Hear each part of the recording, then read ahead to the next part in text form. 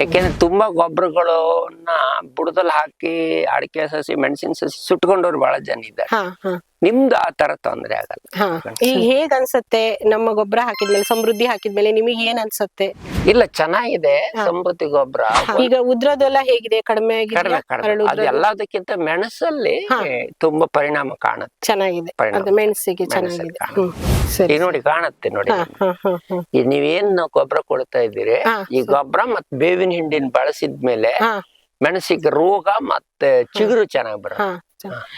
ನನ್ ಪ್ರಕಾರ ಈಗ 3ನೇ ಸರಿ ನೀವು ಹಾಕ್ತಾ ಇರೋದು ನನ್ನ ಹತ್ರನೇ. 3 ವರ್ಷ ಆಗ್ತಾ ಬಂತು. ಇದರಲ್ಲಿ ಮುಖ್ಯ ನಿಮ್ ಗೊಬ್ಬರದ ಬಗ್ಗೆ ನೀವು ರೈತರಿಗೆ ಏನ್ ಸಲಹೆ ಕೊಡ್ಬೋದು ಅಂದ್ರೆ, ಬೇರೆ ಯಾವ್ದೇ ಗೊಬ್ಬರನ ಎಲ್ಲ ಹಾಕ್ಬೇಕು ಅಲ್ಲೇ ಹಾಕ್ಬೇಕು. ಅಂದ್ರೆ ದೂರ ಹಾಕಿ ಅಂತ. ಈ ನಿಮ್ಮ ಈ ಚೀಲದ ಗೊಬ್ಬರ ಏನ್ ನಿಮ್ ಸಮೃದ್ಧಿ ಗೊಬ್ಬರ ಇದೆಯಲ್ಲ, ಅದನ್ನ ಬಡ್ಡೆನೆ ಸುರಿಬಹುದು. ಅಂದ್ರೆ ಬಡ್ಡೆಗೆ ಹಾಕಬಹುದು, ಅಪಾಯ ಇಲ್ಲ. ಅಪಾಯ ಇಲ್ಲ. ಅದು ಯಾಕೆಂದ್ರೆ ತುಂಬಾ ಗೊಬ್ಬರಗಳನ್ನ ಬುಡದಲ್ಲಿ ಹಾಕಿ ಅಡಿಕೆ ಸಸಿ ಮೆಣಸಿನ ಸಸಿ ಸುಟ್ಕೊಂಡವ್ರು ಬಹಳ ಜನ ಇದ್ದಾರೆ. ನಿಮ್ದು ಆ ತರ ತೊಂದ್ರೆ ಆಗಲ್ಲ.